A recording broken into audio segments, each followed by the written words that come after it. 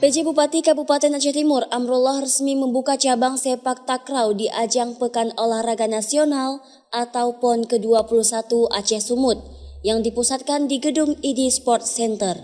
Pemerintah Aceh Timur siap menyukseskan PON dan akan memberikan pelayanan terbaik kepada seluruh kontingen selama event PON berlangsung.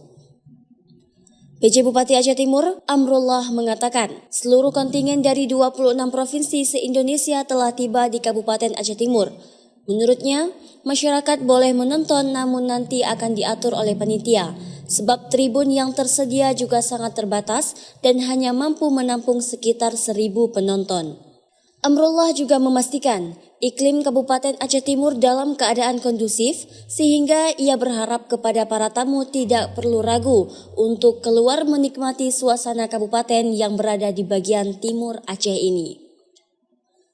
Aceh Timur memiliki banyak potensi wisata pantai yang bisa dikunjungi dan tentunya wisata-wisata pantai di sini masih dalam kondisi yang asri. Kita melakukan kick-off meeting dihadiri oleh 26 kontingen, baik atlet maupun para ofisialnya. Jadi hari ini sudah lengkap semuanya dan insya Allah besok akan mulai pertandingannya. Dan mereka sudah melakukan juga technical meeting kemarin ya, dan mudah-mudahan tidak ada kendala, insya Allah besok sudah bisa mulai pertandingan.